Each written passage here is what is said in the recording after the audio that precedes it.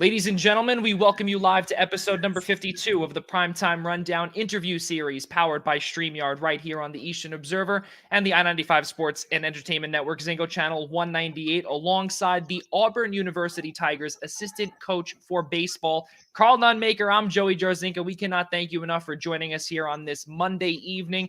On the East Coast, it is a little snowy here on the Northeast. Karl, how are you, and how are things down in Alabama? I'm doing great. I've seen all that snow. My parents live in North Jersey, and my sister lives in Brooklyn. And all my aunts and uncles, we've been getting videos of all the snow today. So today's one of those, not one, but maybe two snow plows. You might need to go out a few times today to get everything clean. Oh yeah, there's no doubt about it. The amount of snow that's coming down here, this is something that it's been quite a while since we've seen this up here. But Karl, can't thank you enough for joining us here, and for all of those that are making it a part of your Monday evening, we can't thank you enough for joining us as well. If you are tuning in for the first time here on the Primetime Rundown interview series, Karl is episode number 52 and guest number 52, and he is a part of a very long list of spectacular guests. That includes Chicago Cubs hitting coach Anthony Iapoce, University of Rhode Island softball head coach Bridget Hurlman, as well as Stanley Cup champion Brett Hedican as well. So, Karl, just by hearing those names, welcome aboard, and let's get things started. How have things been in quarantine for you? Well, we're finally starting to get out a little bit, and so we're excited about that. I feel like down here, a lot of the kids were playing sports this summer, but the college people weren't. And we were trying to get football going, and when the season got shut down in March, life was pretty quiet down here for a long time. But we got things up and running. I think we'd had a pretty successful football season from a holistic standpoint when you think about the fact they got a national championship game in, and we've been out practicing, and we're getting ready to start, our opening days in just 2.5 weeks. So quarantine was good, a little bit slow, definitely ready to get back doing what we love a little bit more frequently. Yeah, there's no doubt about it. And for those, as we did say, for those that are just joining us for the first time as well, our interview series is based upon our guests and what they really have done to get to where they are today beyond the media guide. And that is really our slogan. It is what is not written in the media guide is what we always like to find out, always want to know, and some positive stories, we hope, in your journey to Auburn University. So let's get things started, Karl. We have had 52 consecutive guests, including yourself, that have all had ties to the East Coast. And obviously, you're not too far. You're obviously in the Southeast, but you're also from Roxbury, New Jersey. So you're you're not too far away from where I am on Long Island. But your life started Roxbury High School. You played baseball in high school, and actually, I know that a friend of yours is watching, and he asked me to tell you that there was a left fielder that you played with that played really well in the time that you broke numerous records. What was his name? I don't know his name exactly. There was a few of them, but Al, he definitely could hit a fastball. Oh, man. 1996, 1997, all Morris County and all-state outfielder. 1997, Karl, you were named a USA Today All-American Team honorable mention. And with following all of those statistics, and just by meeting you for the first time about 10 minutes ago, you seem extremely humble and just a really giver. Like I said, just from what I can see in the previous 10 minutes, 1998, first team all New Jersey, you hit .513, nine doubles, 4 triples, 5 homers, and 28 RBIs. But the reason why I brought up what I said before is because you earned a spot in the Athletic Hall of Fame class of 2014 at your alma mater, Roxbury High School. Talk about your time as a student there, but also as a varsity baseball player in high school.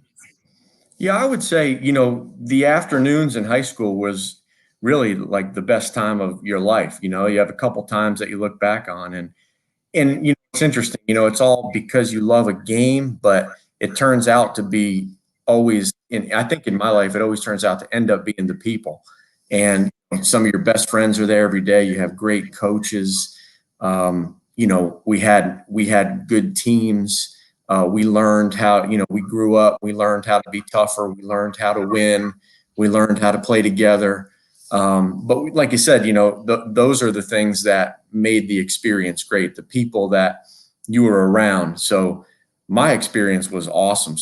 Just some of my best friends, and I'm thankful to have, grown up with some coaches that really challenged us and pushed us and showed us, how to win and how to come together and how to sacrifice for things that we want. And that's when I think about our high school experience, that's kind of what I think of, is a bunch of pretty normal guys that were well coached, that like to compete. When you say competing, 162 total hits, you graduated from high school as the Morris County career hits record holder. The records and the accolades for you at such a young age continued to grow and grow. And talk about what that did for you in your development as an upcoming baseball player.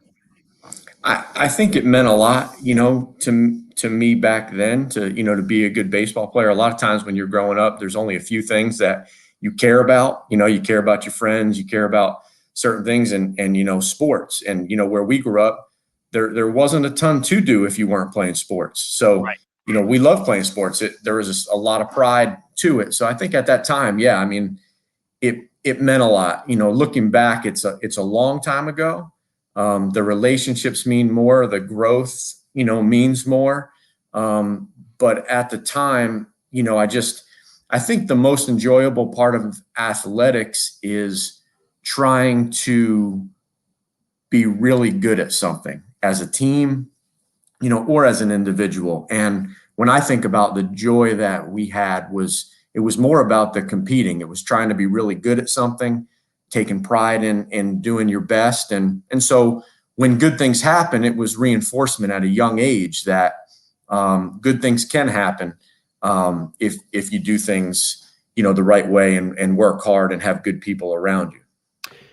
Now, when you were recruited out of high school, and you obviously went to Vanderbilt University, Nashville, no doubt about it, freshman, All-American, 1999, and I hate to keep bringing up the years, but just your, as you continue to progress in your life as, towards the MLB draft and then eventually now as a coach. But when you started off, it's so hot. 415 average as a freshman is the 15th best single season average in SEC history. So as I brought up earlier, you brought up how the relationships and everything. And again, we said this earlier, you seem like a giver. You seem like a very humble guy.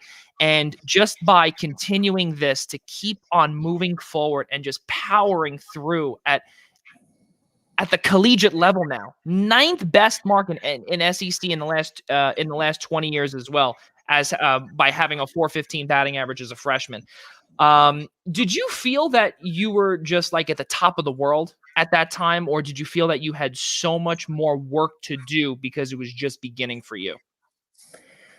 Well, that's a good question. I mean, definitely, just anytime you grow up really wanting something and good things happen, I mean, there's not much of a better feeling than when things are going the way that you wanted them to go. So I felt all I ever wanted to do was just keep playing baseball. And I think, with anything, like something that you're doing, something that different listeners do, in order to keep doing something, you have to have success at it when you're doing it. And so for me, it was always a little bit like, I want to keep doing this. I want to keep playing. In order to keep playing, I have to do well today. And so a lot of the focus was pretty much in the microscope on just, trying to have good days. But, when something that means a lot to you, I felt like I needed to always play well to be able to help my team and to be able to keep playing ball. So the focus was really that simple. And I think maybe I benefited from, not looking too far down the road and just trying to be good at that moment. In your time there, you were a 4-time SEC academic honor roll selection. You finished your career with a 369 batting average, 283 hits. You ranked second in both categories in school history. You were also a first-team All-SEC outfielder in 2000. But the Your life continues obviously within the world of baseball and now professional baseball. You get drafted in the 20th round of the 2002 MLB draft by the Philadelphia Phillies. Your dream now comes true. You brought up earlier, obviously, about just continuing to play and continuing to do well, but also it has to do with practice. You would figure, right? What's the old saying? How do you get to Carnegie Hall? You got to keep practicing.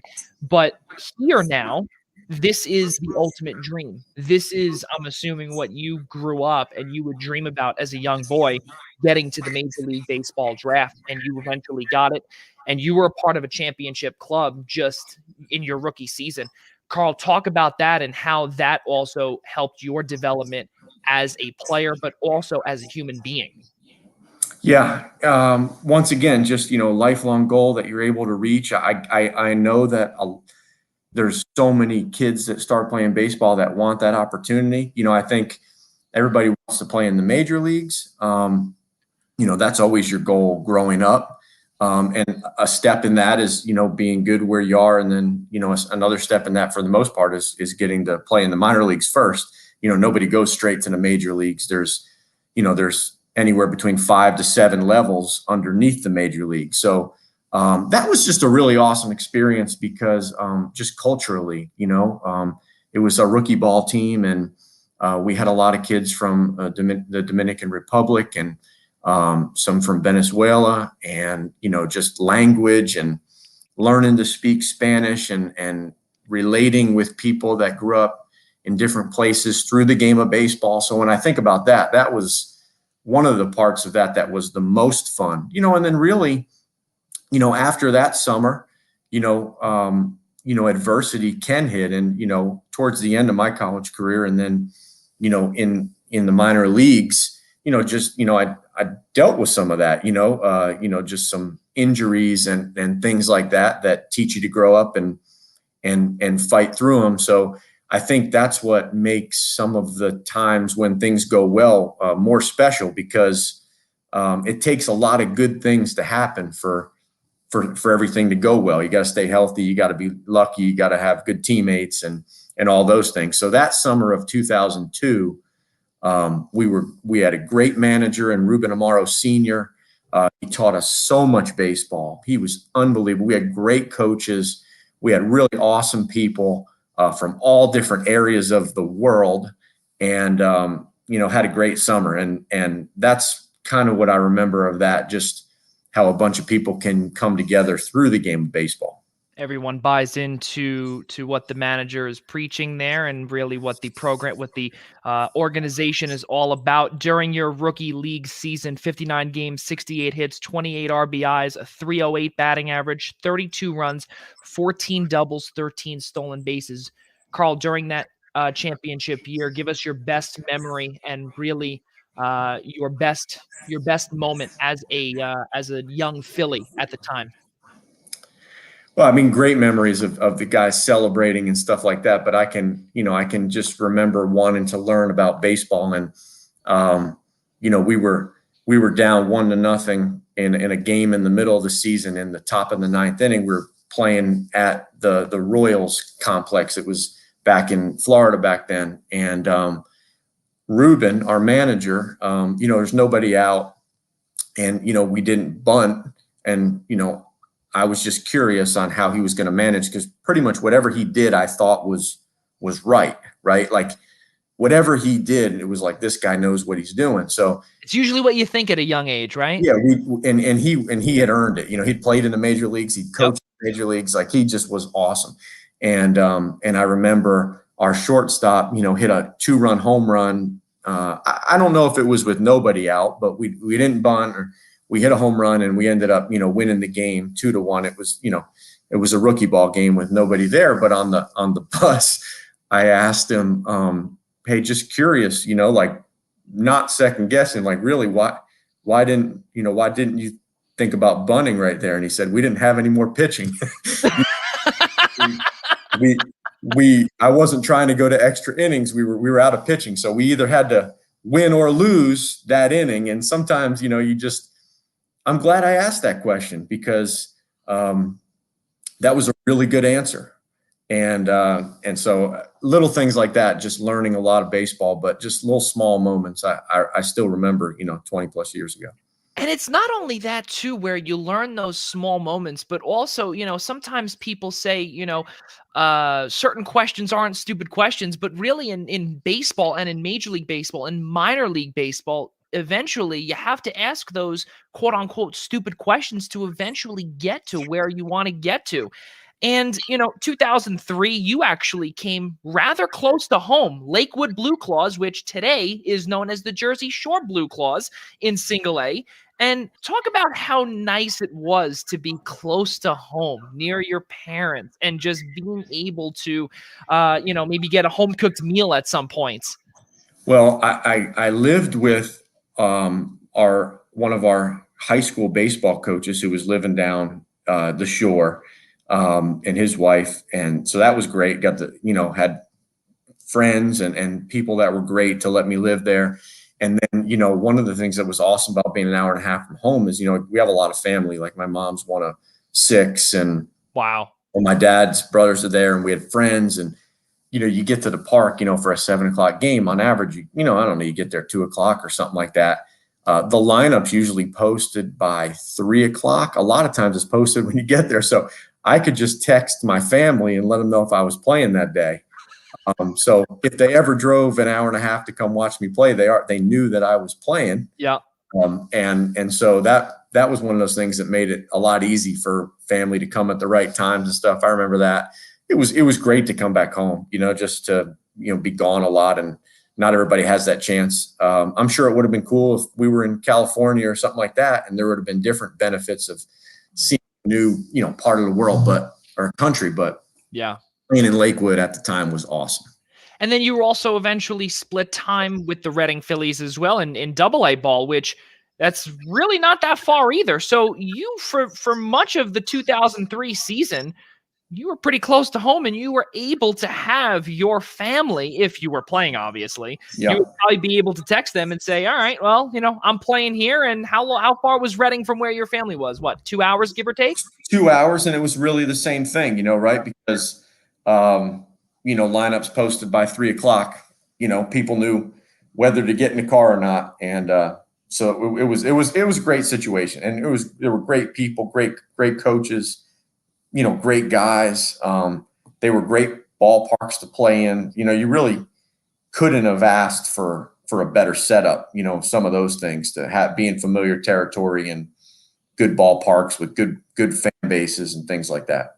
When you got the phone call that you were chosen by the Philadelphia Phillies in the 20th round of the 2002 MLB draft, talk about what that felt like for you and also your family as well. Just hearing your name being selected by not only the Philadelphia Phillies, a storied organization, but another organization that is so close to where you grew up.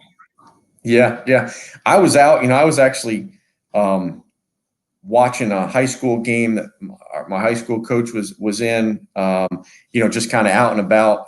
They called your home phone back then, so Call the I think landline. that's Yeah. the way to do it.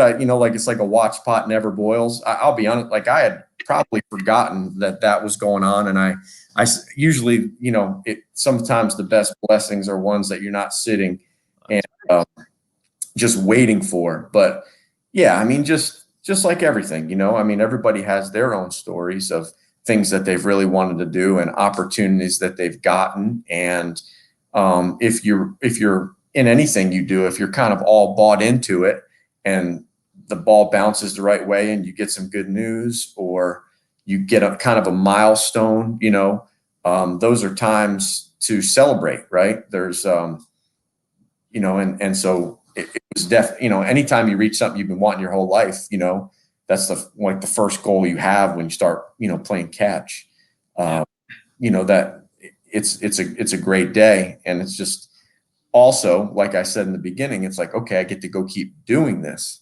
Because a piece of you that's like, what do I do if I don't get to keep doing this? A lot of people that love what they do are faced with, all right, what am I going to do if I don't do this? So there's a little bit of like relief of like, all right, all right, I get to I get to keep doing what I know. And I'm sure you go through that all the time and with milestones and what you're doing. You're trying to find ways to keep doing what you love. And so it's not just that moment. It's like, okay, I get to go do this for a while longer and I don't have to change, what I'm doing. Yeah, that's and really, again, not a lot of people can say that they continue to do what they love throughout much of their life. And following your playing days, Karl, you were then hired by Auburn University, first stint 2005 to 2007, and you also helped get the Tigers to get to the NCAA regional final in your first season as an assistant coach. Now, again, as you brought up just a few seconds ago, it's the milestones. It's being able to continue to be doing what you love to do. Now you are a coach, and now you are a part of winning once again. So sudden, obviously, in the coaching role, but now you're in a regional final in the NCAA. Talk about what that meant for you and really what your first stint as a collegiate assistant coach and not only any random collegiate assistant coach. This is at Auburn University. This is a big deal. Talk about what that meant for you and your family as well. Yeah, like once again, just felt, anybody that, when you hire a 24-year-old, you play a lot of baseball, in your life, but coaching is a different deal. I remember the first game that I was involved in coaching. And when you're the young coach on the staff, you don't have that many responsibilities. I think I had to position the outfielders and coach first base. And I remember the game feeling like it was 30 minutes long, like the game was happening like in fast forward, because I've just never been somebody that's thought about like what everybody else's job is, like I just have been pretty much fine with thinking about what I had to do, and that's why I love being on a team. So as a player, all you're doing is thinking about, okay, what's my responsibility to try to help the team? And as a coach, you're thinking about a lot of different people and what they need to do. So the time flew by. That was a eye-opening experience, because you can be around something your whole life and then get put in a different role and it can feel completely different. It's the same game. And then just, I felt fortunate to be around really good people, really good players, at a place like Auburn to start coaching. When you do it, it's just, it's a lot more fun when you win. And that year was a good year. Be able to be one of the final 32 teams. You obviously would like to play longer, but there's 300 college teams, and anytime you can get, down to where, you're almost getting down to, 20 or 30 teams, you're doing a pretty good job. So it was fun. It's and to obviously we don't like to we never like to talk down to teams or anything along those lines, but you bring up the responsibility, you bring up how certain games felt only like 30 minutes because you just wanted to keep on going, and the responsibilities continue to grow for you obviously as you get older and the more experience that you gain, because 2010 2011 you were actually here or in your home state of New Jersey at one point in the Northeast Conference where I am now, but they're in the MAC now, the Monmouth Hawks. You were the assistant coach and the recruiting coordinator. So now you bring up how your first stint you're with, a winning program and to be able to be a part of the final 32 in a regional final. But here now you are in charge of recruiting, and now you're in charge of making sure that this team gets not only the best players, but you really are the one, I'm assuming, that also reported to the head coach and said, all right, well, this guy is who I saw, and kind of like a scout. Correct me if I'm wrong. Yeah. At our level, we've got four main coaches. Only three of them can go and recruit. So yeah, I mean, your head coach is kind of like a head coach and a general manager in college baseball, because they're making roster decisions and they're fundraising and they're the head coach of the team and writing a lineup usually. And then, as a recruiter, you're kind of like a scout and a coach. That's kind of what you are. So it's cool because you get to pick the guys that you coach. I mean, baseball kind of took me all over the place. It kind of took me all over in the minor leagues and then back down here. And then, I went back and coached high school for a couple of years and worked in the business world of baseball for a couple of years, and then ended up at Monmouth, which was a pretty cool, just from a standpoint of growing up in the state of New Jersey, getting to having a lot of coaches that were friends to be able to recruit and stuff like that. And I think just spending time at different schools and different leagues and different levels kind of it helps, and getting different responsibilities, because I was able to get more responsibilities at Monmouth, and even coaching high school. And coaching is just coaching. It's the same game. It's but you need experience, and I'm thankful for the places that gave me experience. Yeah, I was going to say, and also the opportunity to be able to grow that resume as well. 2011, you guys earned the NEC regular season title, winning every league series. That's crazy. Winning every single conference league series, which is really remarkable, NEC or not. You coached the NEC Player of the Year on Louisville Slugger, TPX third-team All-American second baseman Ryan Terry, who was then drafted by the Tampa Bay Rays at the time. To be able to do that again at such a young age, you're now starting to have fellow MLB draft picks that you have helped get to play for your program. Was Ryan Terry a part of was he a part of any of your recruiting classes? No, I mean, I got there. I was probably only there for, it might have been less than 24 months. So really the recruiting classes that I brought in, I might not have been able to coach one or two of those. You start getting commitments, and Ryan was an upperclassman. Great player, tough kid. That whole team had some older, experienced, savvy, tough kids. And just like anything, I mean, when teams are winning at any level, relative to the competition, the players are playing well, right? Yep. And it's always about how the players play, because when they start the game, coaches don't play. It's the players that play. So we had good players. We had the pitcher of the year on that team in the conference, Nick Myers, who won just about every time he took the ball. And I think that was a learning lesson. Is like, when teams win, you're gonna have the pitcher of the year. You might have the player of the year, because good teams win more than mediocre teams, right? The teams that have the best players usually win more games. And to be able to then continue your journey throughout the world of baseball and continuing in the world of college, if you will, Old Dominion University was then your next stop.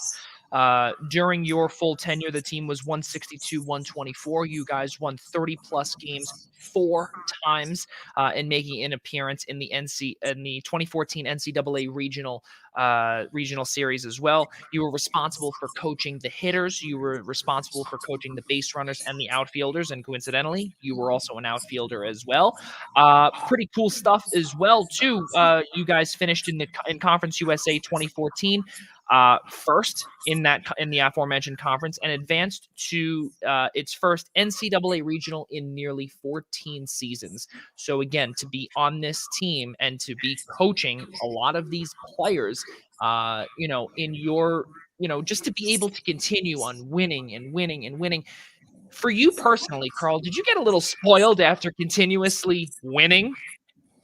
Well, yeah, it doesn't come easy. I think my 4 years in college, the program that Vanderbilt is now, we didn't, have that kind of success when I was there.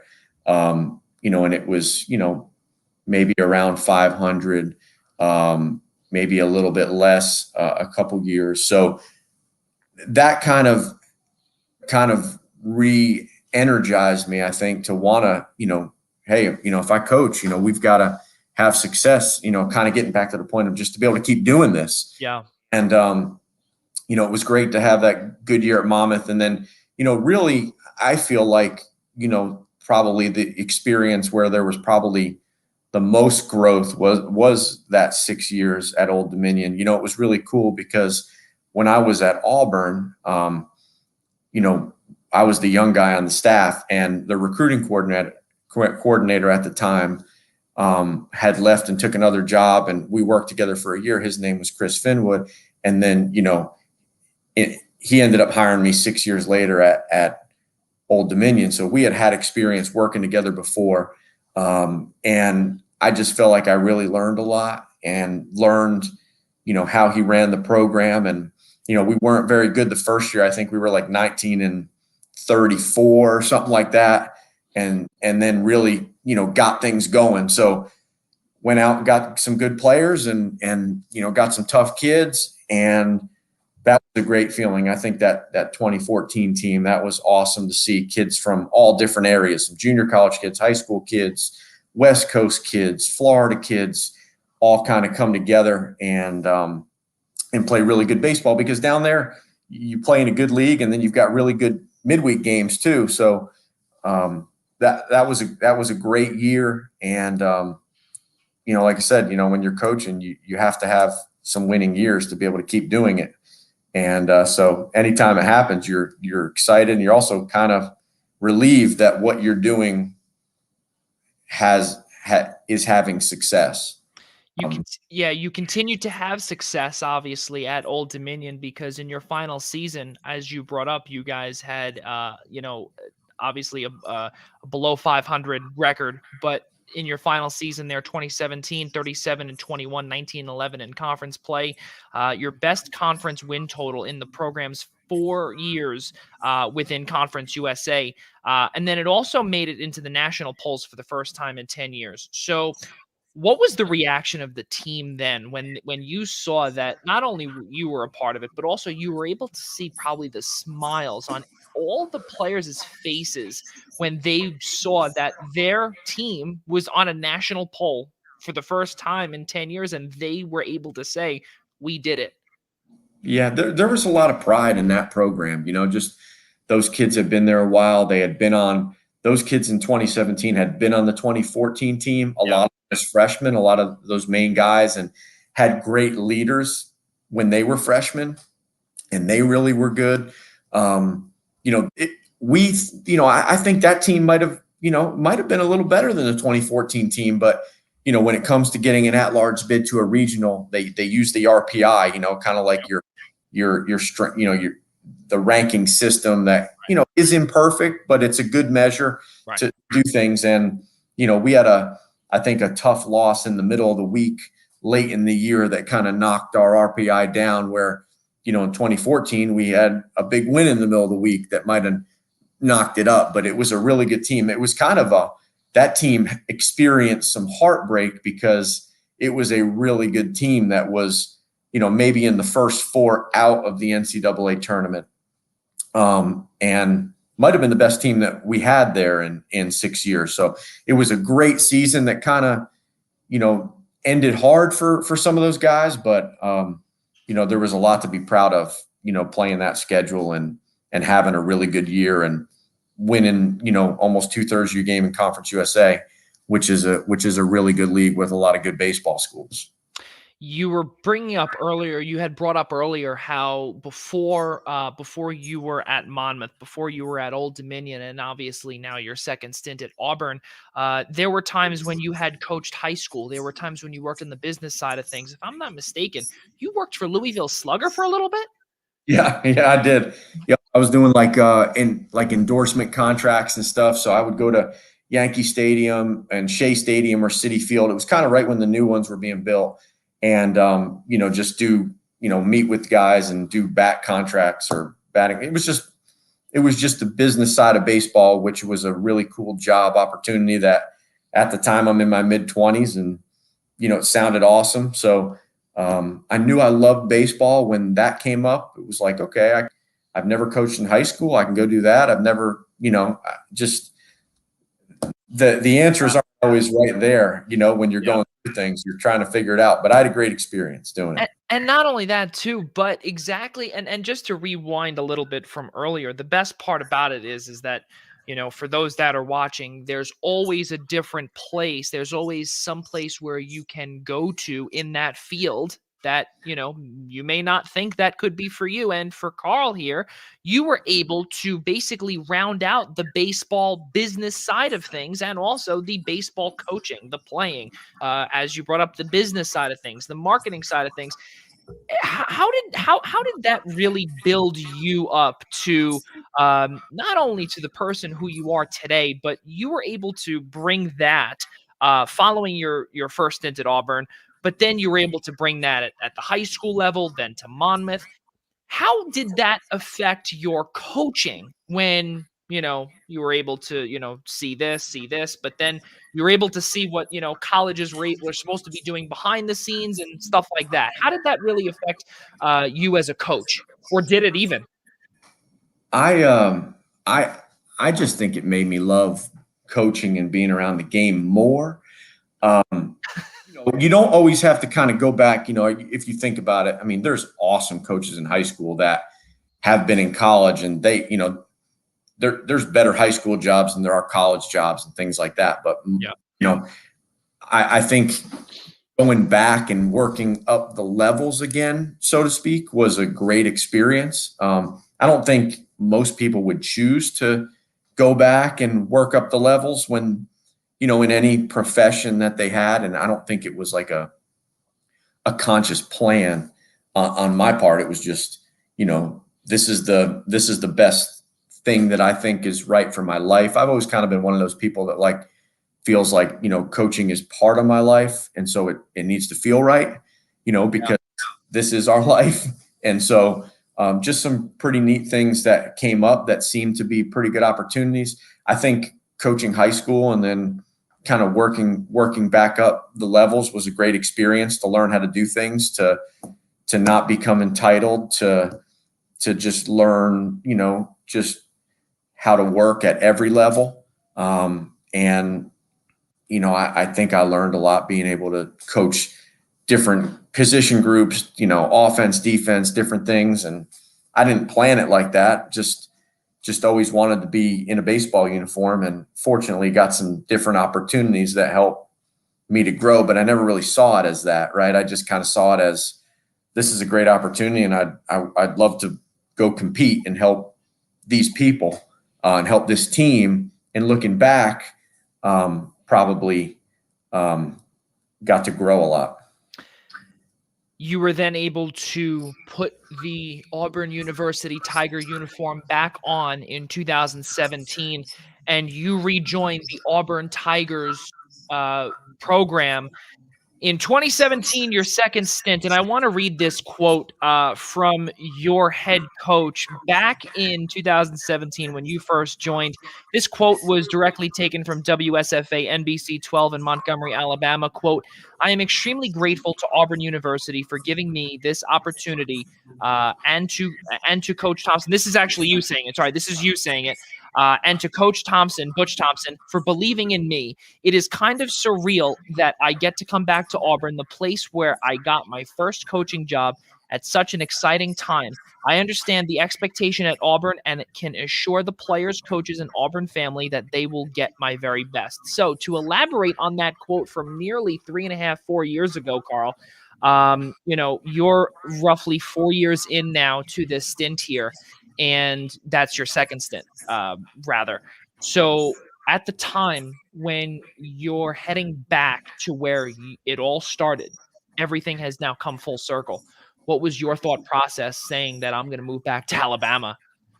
Yeah, well, it was easy. I think the coolest thing about starting at Auburn, and you don't always see all the things that are happening when they happen, but I had a good experience. But that first recruiting coordinator, Chris Finwood, that hired me at Old Dominion, he left after a 2005 season to take a head coaching job, and Butch Thompson, the head coach at Auburn right now, replaced him to be the recruiting coordinator. So it's kind of like, I'd gotten to work at Auburn with Coach Thompson in 2006 and 2007. We had developed a relationship, a lot of trust. Just knew that he was a great baseball guy, great person. And so we had kept in touch a lot throughout the years. And so just being able to come back to where I started, I think it's always a benefit to kind of know what you're getting into. I think just having been here, knowing where, Auburn had traditionally gotten players, where the best players had been from, just kind of had that 3-year head start of having some history on the program. And then when I left, it was 10 years from the time that I left until I came back. So always paid attention to how Auburn was doing ever since I had been there. I mean, heck, this is my 7th year now in working at Auburn over 2 stints. That's longer than anywhere. That's longer than I've been at my high school. That's longer than your alma mater. That's longer than any other place that I've worked. So I just paid a lot of attention to Auburn, and it's a great place. I mean, it's a great college town. It's university. It's just it was a special place to be able to come back to, and it was awesome. Just to be able to come back to a place that you knew a little. I think it's a little bit of an advantage to know a little bit about the place that you're coming back to, because the strengths and things to focus on. Now, when you came back there, now you are the number 2 in charge. You are the assistant coach right under Butch Thompson, who is the head coach. You are also the recruiting coordinator as well, or no? Yeah. I would say, you have, a head coach and 3 assistant coaches. And I would say it's pretty, flat from an organizational chart standpoint. You've got your head coach, and you've got, 3 assistant coaches that are right there, pretty much on equal ground, all working together. And really, with the way our head coach is, you don't even feel like you're working for him. You feel like you're working with him. But everybody has different focuses. I'm responsible for most of the recruiting and focus a lot of my time here on the defensive side of the ball. And then Gabe Gross, who, had played here and was a major leaguer and things like that. He's the assistant coach in charge of all the offense. And then Tim Hudson, who, is a household name all over the place. He's in charge of the pitching. So just like anything, the responsibilities are divided up. We obviously all work together and help each other, but that's kind of how the staff is set up. To follow up on the name that you just brought up, for all of those that are watching and kind of had to rewind and say, the Tim Hudson from the Atlanta Braves? Yes, that one. Well, how cool is it for you, Karl Nonemaker, to be working with one of the best pitchers that I can think of in really recent memory? Unfortunately, the way Tim Hudson's career ended was, it was believed due to an injury, and just, he retired, and towards the end it wasn't great. But to be now able to work with such an amazing human being, we would assume, how does that feel for you, not only as a coach, but also to be able to work with a major league player who had a lot of success? Yeah, he is. I mean, you want to talk about somebody who's humble. That guy has every reason to think he's, better or anything like that than anybody because of all the success that he had. But he's about as humble and as great of a guy as you could possibly have. It was, we just finished the 2020 World Series. I mean, he started Game 7 in the 2014 World Series. I mean, 6.5 years ago. So, I mean, he's just out of playing, really, Yeah. And I think it's been about 5 years. I think he retired after the 2015 season. But man, just this. I mean, you being at a place like this there's great people. You get to work with guys like the guys that are on our staff. Then we have a Zoom call, and Bo Jackson does a team Zoom call with the team, and you're just like. I remember watching him, at Yankee Stadium, watching him play when he was with the Royals. And so it's definitely special to just be around those people, those high performers, and then just see that they're just great guys. Huddy's a great guy, and then to learn, right? Because anytime you get to be around some of the people that are the best at what they did, it's so interesting to find the little things that made them special or made them tick. And, he obviously has a lot of those things, and I think he imparts them on our players. And to be able to learn from the experiences that he had in World Series winning locker room, or in a clubhouse, anywhere. But then also, and let's not forget, for those that are watching too, correct me if I'm wrong here, Karl, but also Tim Hudson was one of the oldest pitchers, if I'm not mistaken, to make a start in 2014. I think he was 39 at the time. So I think that was he was one of the oldest pitchers, I want to say. I don't have it up next to me, but for those that are out there, comment and see if I'm losing it, but I'm almost positive that is the case. So pretty cool stuff to be able to have, these names that, and as you brought up, like Bo Jackson, to be able to come up on these Zoom calls. Do you get starstruck sometimes when you see these guys and you hear these names? Oh yeah, Bo's coming on, or Tim's coming. I think I think when you see somebody that you just never had spent much time with, right? That all you've ever known them as, in Sports Illustrated or on TV, I think your first instinct in the beginning is yes. Fortunately, obviously when you get to be around people like that, you just realize that more and more of them are just, obviously they're just so normal. You know what I mean? I think we think people are going to be different than they are, and they're just great people. People first. They don't get their, like a guy like Huddy doesn't get his identity as a baseball player. He's just an awesome person. So I think it's really cool to see how just there's so many awesome qualities that high performers have. Like, most of them aren't bad people with bad work ethics and things like that. They've done a lot of things for a really long time to be successful at what they did. And so most of them are pretty magnetic, and, you can see like, oh yeah, you be around Tim Hudson for about an hour and you're like, man, this guy, he pays attention to detail. He locks in, he loves, it's just like, you see these qualities. And I think it's cool as a coach because you're trying to help kids with qualities. So I always relate a lot of the stuff to coaching. It's like, all right, when you get a peek at what some of the highest performers act like and who they are, it helps you to kind of create a roadmap for the kids that you're coaching on. This is something that can be done, and it's really not that complicated. For you as a coach, and to have Tim in the locker and in the same clubhouse as you, for you personally as a coach and your development and your evolution in your coaching career, what has he taught you, or what is the most important thing that he has taught you, both on a personal level or on a coaching professional level? Well, I would say the first thing would be when you see somebody like that, like he's incredibly balanced, doesn't just get his identity through baseball, is a great family, really humble person, just, it's not just all about baseball. Baseball's what he loves to do. I think that's always cool to see people that were super high performers, and it's like to see the balance that he has in his life, like those are good qualities, right? Like that sets you up for longevity when, yep.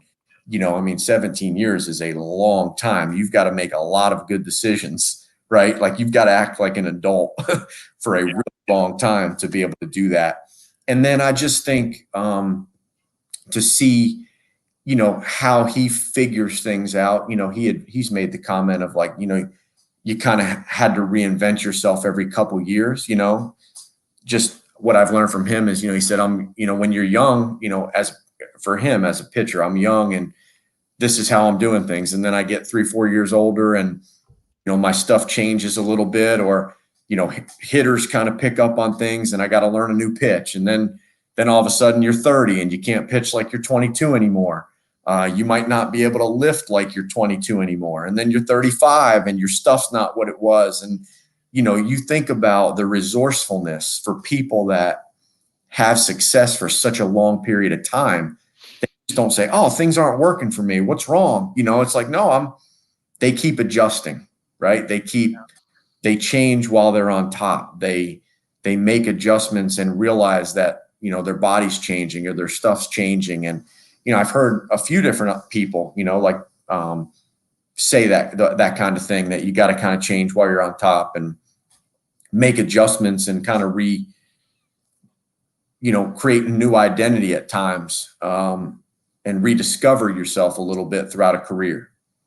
Yeah, it's crazy. And for those that do not know, I actually just had it up here, or I just looked it up here, and it was where he did win his first World Series at the age of 39 and was the oldest to make his debut at age 39. So back to Karl Nonemaker, obviously. But Karl, this is something that I wanted to follow up on a few seconds ago before we got to Auburn. But because you have been a recruiting coordinator for many years, and you've been a recruiting coordinator at many different levels, to be able to recruit at Monmouth, at Old Dominion, but also now at Auburn, as a recruiter, how difficult is it when you look for that level of player, that that could fit your program and can say, well, how can you spot how good these players could be, the potential that these players have? And how is it where some people say, okay, well, maybe this guy could be good at a lower level, etc.? I think it helped maybe wearing some of those other uniforms in different leagues and things like that, to kind of say, all right, would I have wanted this guy at Monmouth? Would we have wanted this guy at Old Dominion, or the teams that we played against? Just kind of experience helps you kind of try to see what the teams you played on or worked for, and then teams that you played against, what the levels felt like. I think that's something that probably helped maybe organize your thoughts. The truth is, most people in coaching kind of work their way up a little bit, so a lot of people come from, you have different challenges, right? Like right here, our biggest challenge is, we have this unbelievable place to sell, great coaches, great people, great town, a top 40 university. But, our biggest challenge is, one, we recruit against some good places too. And then the other thing is, if you are right, and that player that you see, you recruit him when he's 15 or 16 years old, if he turns into what you thought he was going to be, the Yankees and the Mets might like him too. And so you fight the draft game. So that's the thing about, like the SEC and some, this level, where you get some recruits, and then in July when the draft comes, you're sweating it out because the pros want those guys too. And so that adds a little bit of a different wrinkle here. Each level has its challenges, and that's what I would say is one of them here, because we want to get guys that the pros want. We just might not want the ones that they want so bad, because we want them to come to school for 3 years first. The Eastern Observer is actually partnered with the New York Professional Scouts Association up here, and I'll make sure to let all of our scouts friends know to leave all of Auburn University's potential players alone, because Karl wants to coach them, and they need an education for 3 years. Okay, all right. For all of those that are watching, please, you now know, shy away, go to another state. But all joking aside here, now just a few years later, and COVID strikes. And for all of those that work in the NCAA that know about the dead recruiting period, it has got to be the hardest thing for you, Karl, as a recruiting coordinator, also to go through all of these different obstacles and these obstructions to be able to get top-fledged players without a single official visit to the campus. And with everything going on here, the recruiting period and the dead period just continues to extend and extend and extend. And I don't know when we're going to see an end in sight with all of this. And then, is there some, let's say, fright in terms of when you recruit and you say to yourself, well, yeah, okay, it's Auburn University, then the name speaks for itself. But if these players have never been to campus until, I don't know, day one of class, is there a little bit of a fright in your mind that might say, well, this kid may not like it on day one and he may back out of something. No, I think,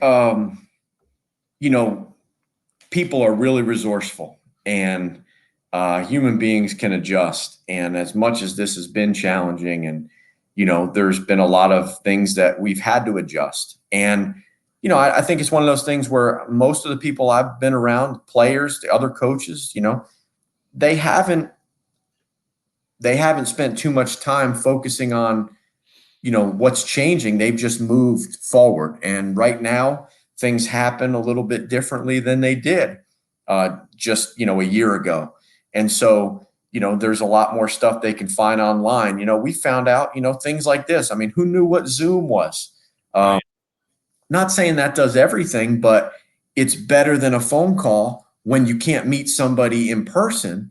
And then the other thing is, you just trust the people that it's like you use your Rolodex a little bit more, right? Who are the people that know these players? You got to trust them, just as the players have to trust their circle a little bit more while making their decision, to find more out about the schools and the coaches and things like that, because there isn't the face-to-face communication. I'm optimistic that a lot of kids made the right decisions during this time, and a lot of schools made the right decisions. But, we will see, and usually you find out, 2 or 3 years afterwards, how good some recruiting classes are. But it seems like the schools and the kids have adjusted as well as you can possibly adjust. And, the rules are a little bit different, so just move with them and make the most out of it. Yeah, in other words, really just to adapt with the times, because we never know. Everything right now is just one big unknown moving forward. The moment you heard this, March 12th, the whole sports world stopped. One of the last sporting events was actually the MAC tournament in Atlantic City, with a men's game and a women's game, and it simply went downhill from there. The day that the sports world shut down, your team was going through. If I'm not mistaken, I believe that you guys were coming off a super regional appearance, and this is something also that you guys had back-to-back super regional appearances, 3 straight regional appearances, first time since 2001, 2003, and then you guys obviously in 2019 you're trying to defend your appearance to the College World Series, the first appearance since 1997. We'll get to that in a second, but concluding with the negative before we get to the positive, obviously finish on a good note. How difficult was it for you, not only for you, but also for your players? What was your initial thought the moment you heard this, that not only your season was going to be canceled, but also that there's a pandemic going on throughout the whole world? Well, the athletics was on top of this. We had a Tuesday, Wednesday midweek series, and then we were starting conference play. And our administration, just like I think many of them, was all over it. I mean, they just, I remember on Tuesday, our sport administrator, comes in and says, okay, looks like we'll play tomorrow. There's some stuff is changing, this world is changing, and then it was, I think we'll play this, on Tuesday, it was like, I think we'll play this weekend. It might be just a pass list or something like that. And then on Wednesday after the game, it was like, I think Texas A&M still going to come. We'll let you know if your parents can come. They might not be able to. This thing is changing. So I came home that night and I said to my wife, and my in-laws were in town, and I said, I don't think we're playing this weekend.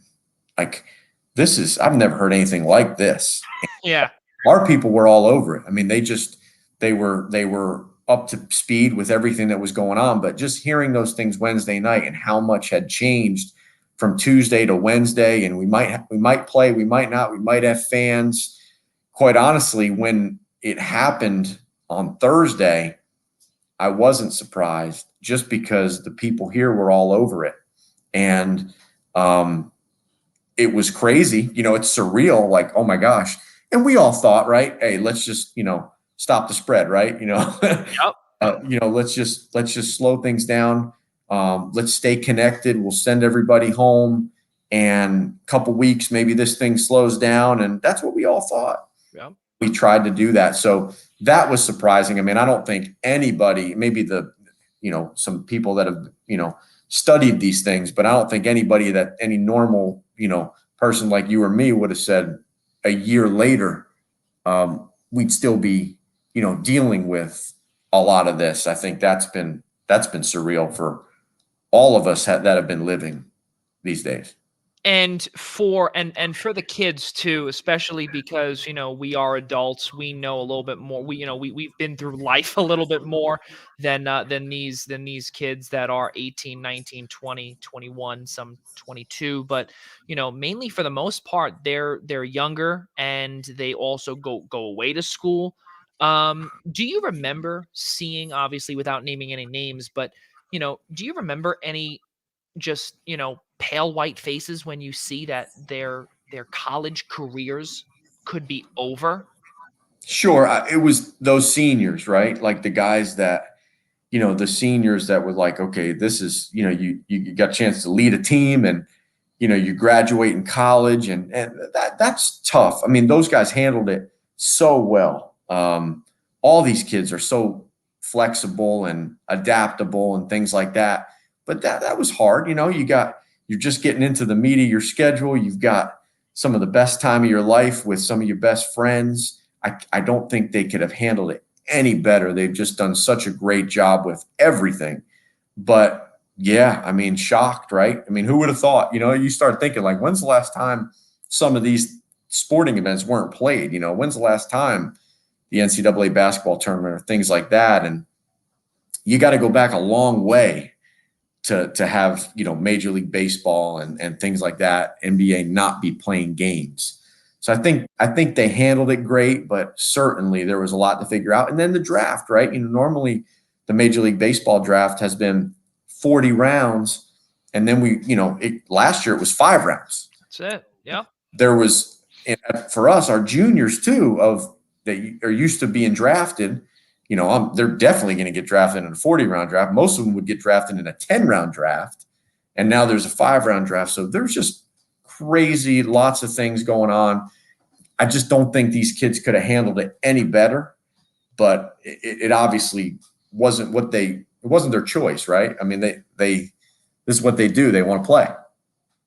Not only do they want to play, but also obviously when you see, you're in the midst of a, you guys did not play, if I'm not mistaken, just by looking at your schedule right here. You guys were slated to go on the road to Missouri the following Friday, and that's really crazy. Every single game you guys were supposed to be welcoming Texas A&M for that 3-game homestand there, or 3 games set, if you will, excuse me, and then also obviously finishing that against Alabama State that Tuesday midweek matchup. That's really obviously unfortunate to be able to not be able to play. But then, as you brought up earlier, things are slowly coming back. And the team is, I'm assuming, beyond ready to go and getting ready to go. And you guys open up the season against Presbyterian, 3-game set, Alabama A&M in that 5-game set before heading off to the Round Rock Classic in Texas, Round Rock, Texas, Oklahoma, Baylor, Texas A&M before coming home. But before we get too far ahead, February 19th is coming awfully quick. These kids that are ready to go, and also these young freshmen that are coming in as well. Karl, talk about, from what you've seen so far through your eyes, with these freshmen that are coming in and saying to themselves, we've never dealt with not only anything like this before, but this is their first taste of a college experience that not a soul has ever been a part of in 100 years since the Spanish flu. This is something uncharted territory that kids will be saying that this is a once in a lifetime thing, and I'm living through it. What do you see so far in your program? Yeah, I mean, just different, right? Then some of them had occasionally a class might have met in person, but the majority of them were were online and things like that. They didn't have the same meetings with tutors and, support staff like they normally, just a completely different experience. And, for them, it's couldn't be more different than what we were used to, right? Or all the upperclassmen were used to, with just what we would consider a normal college experience. Once again, I think the kids have done a great job. They've adjusted.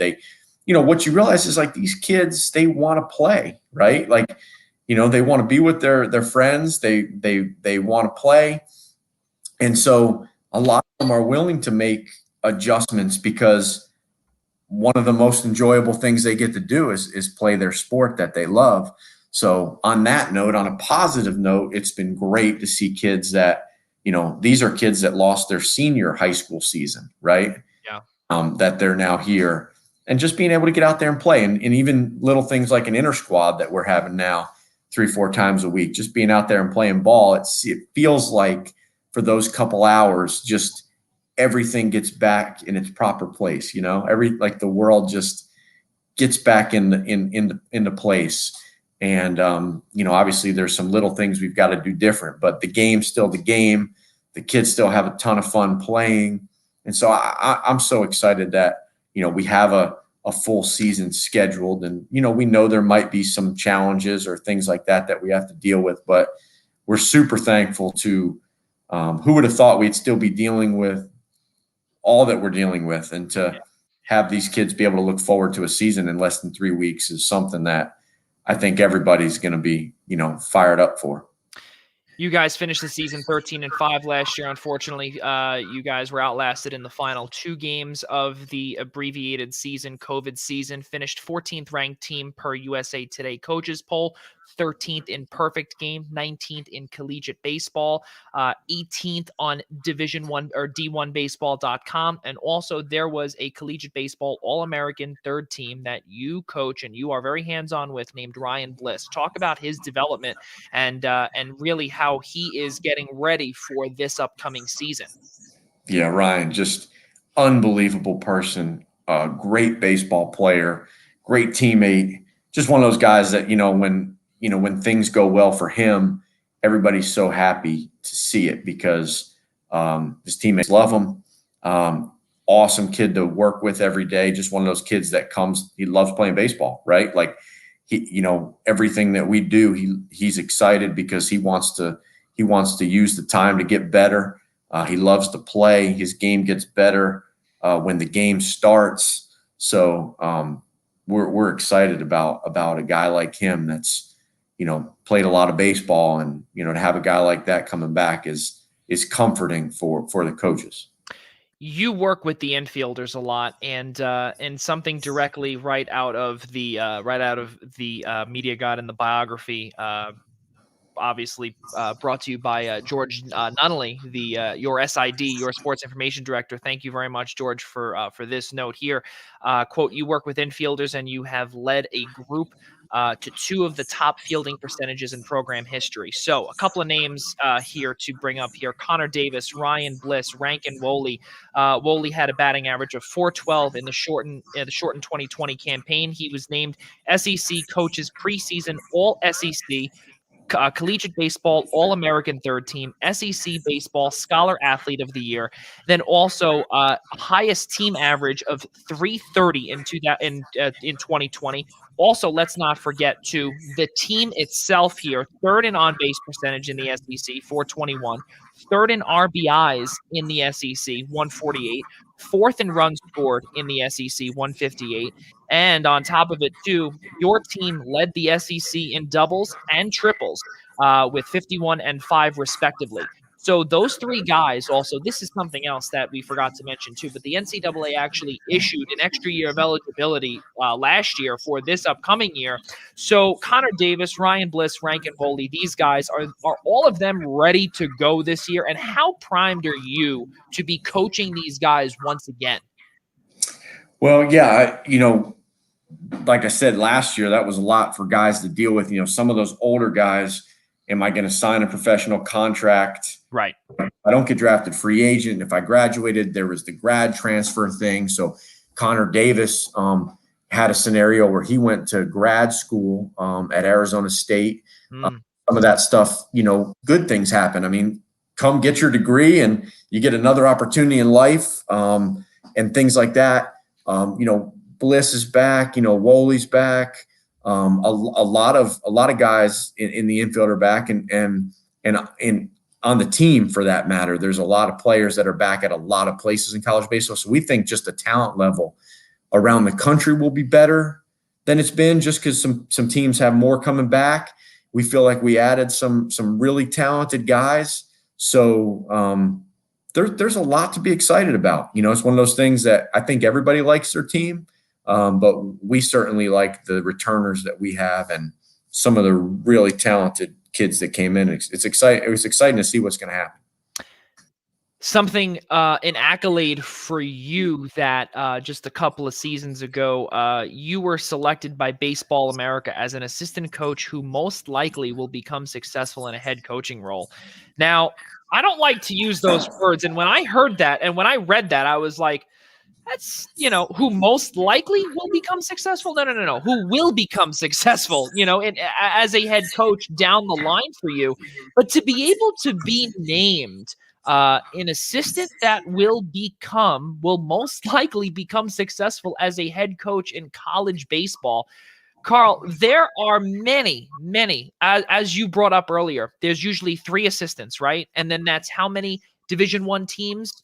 You figure obviously not every team has baseball, but 353, and let's say subtract, I don't know, maybe 75 schools, you would figure, right? That does not have that doesn't have baseball. I know St. Francis obviously does not where I am.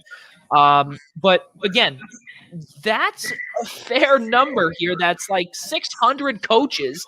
And you were one of those coaches to be selected for this really, really prestigious article, title, whatever the case may be. And again, you seem like a really humble guy, and I know you probably don't really want to go into this, but what did that mean to you just to see that you've come so far, all the way from the 20th round of the 2002 draft, and now you are going to, at some point, run your own program? Well, I think, when you're a baseball person, you're always probably thinking about the next day a little bit more. It kind of teaches you that. It's always great to be noticed maybe for work that you do. And that's kind of what I took it as, like, anytime somebody, somebody gives you credit or anything like that, you don't do it for credit, but if you're noticed, you appreciate it. But fortunately for me, it just kind of excites me to get back to doing what we love to do. It's like you just want to keep doing good work, right? For the place you're at, for the guys that you're with. It's a great feeling to be noticed for the hard work that you do, but you don't do it for that. So it kind of gets you just back, you do it because you want to, compete and be involved with good teams and good players and good coaches. So, that I'm just excited, that we get to go do it again, and thankful to be in a place where we get to do it against, some of the best places out there, and we get to compete against the best. So it's an exciting time, hopefully we can get this thing going and get to play. That's your motto. I love it. Just continue to play and have fun. Really good stuff. And continuing to play over and over again, you'll eventually get to where you get to. As we brought up earlier, how do you get to Carnegie Hall? Practice. Keep on practicing. Keep on going. Karl, as we head into the bottom of the 9th of our conversation here, we can't thank you enough. We can't thank George Nunnally enough for allowing this to happen. SID, Assistant Director of Athletic Communications at Auburn University, for allowing this to happen as well here on this Monday evening, 9:16 Eastern Time. During these uncertain times and these rough times ahead, with things and people getting slowly, or the puzzle getting back together, how would you, or what advice would you give to any aspiring baseball player that, let's say, lives in an apartment that cannot get to the field, does not have the facilities, I guess would be the better term, to practice and to be able to do what they love to do, which is become a baseball player or even play recreationally, what would be your advice to that person? To somebody who is a player but can't play right now? Yeah, a little bit of that, or then even also, let's say, a young high school player who lost their senior season, but Yeah. also, let's say, for instance, does not have an acre of land to be able to throw the ball, or lives in a condo or an apartment or anything along those lines. What could they do to keep their spirits alive? I think there's always something you can do, right? Fortunately, we're allowed to be outside right now, and you can get outside. It's like just adapt, right? Adapt and find a way to get out and do whatever you can with whatever you have. And I think people that do whatever they can with whatever they have generally are ready, right? When they get that chance. So I know a lot of the kids that are out there have had to be a little bit more creative, right, than they've ever had to be to do the things they want. You've probably had to be more creative to do things you've wanted to do. But what you find is the people that it matters enough to, right, find ways. And so that's one of the cool parts about all this is you see that spirit help people, of people find ways to do the things that they love to do. 52 episodes we are in, and started all April 2nd, let's say about 25 days after the pandemic began, because as Karl said, you have to adapt and you have to make the best of a terrible situation. Your biggest inspiration in life to be where you are today is whom, all of the above. Who do you give credit to in terms of inspiration? Well, I just think anytime I would say my parents, growing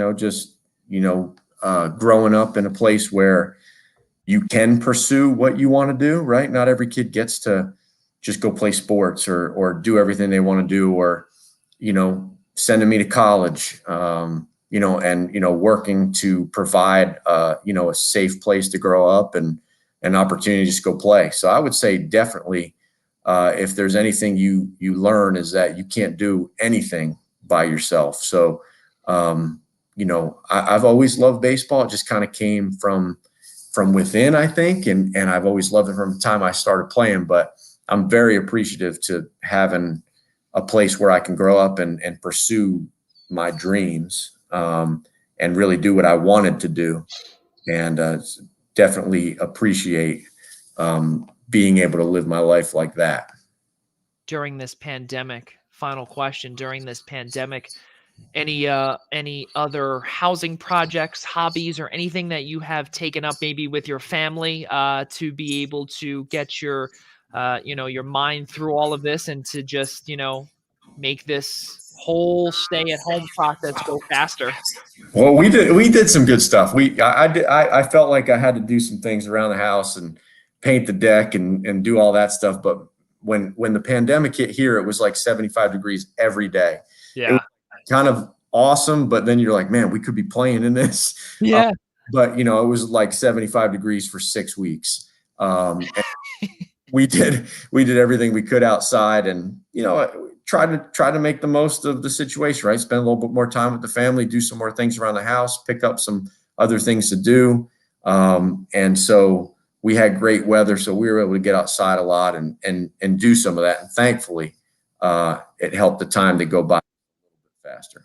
Yeah, that's really amazing. And really, Karl, I'm glad that you are safe, you are healthy, and you're getting ready for a big season for Auburn. Let's not forget, folks. You guys came off of 3 straight regional appearances. 2019 was the last full season that any NCAA team, whether it be basketball, baseball, softball, whatever it was, has had a full season. And during that 2019 year, first time since 1997, your Auburn Tigers made it to the College World Series appearance. Unfortunately, could not get to the promised land, but you made it there. We'll see, maybe 2021 could be that year. Assistant coach for the Auburn University Tigers, Karl Nonemaker, and really, I'm going to call you a fellow New Jersey, a fellow New Yorker around here. You're really from this area. So, we really appreciate you taking the time, Karl, on this Monday night to come on here and talk about who you are and how you've gotten to where you've gotten to. Thanks for having me, Joey. I enjoyed it. Absolutely. Just stick around for a couple of seconds here as we just finish up here. And obviously for all of those that were watching, I know Karl was watching because, of course, he did say something earlier that, of course, we have to bring up here to all of those that are watching. In the beginning of our show, we brought up about how Karl played I believe it was center field, and then Al played left field. I think that's what Al told me prior. But, Karl, correct me if I'm wrong. Al kind of was patting himself on the back there. That kid was a stud. I guess he's talking about himself there, or maybe you, or I don't know what that was, but Al was a stud. Well, we can't thank Karl enough for getting this interview together. And for all of those that do not know Karl, maybe you should definitely tune in on Tuesday night. We unfortunately don't have that graphic here set to go, but we will show you the main graphic. Actually, it comes your way tomorrow night. There we go. We're losing brain cells here, ladies and gentlemen. Tuesday night, February 2nd, 6 p.m. Karl, Ryan Joy, John DeConnie, John Smith, Tyler Adele, and Gary Mehefe bring you the world of wrestling and also the recap of the Royal Rumble that just happened in WWE on Saturday night. That all begins tomorrow night, 6 p.m. right here on the Eastern Observer. Also, start your day off every Monday, Tuesday, Wednesday, Thursday with our very own Ryan Joy from Minutes to Bell Time as he gets you started the day with wrestling. Also, episode number 50 of my podcast, the Primetime Rundown, will come your way, not this coming Friday, but Friday, February 12th, starting at 6 p.m. It is episode number 50, and tune in for that extravaganza right here on the Eastern Observer. One final time, ladies and gentlemen, for Auburn University's Karl Nonemaker, assistant coach of the baseball team. I'm Joey Jarzynka, and for all of us at the Blackjack Media Group, we'll see you next time.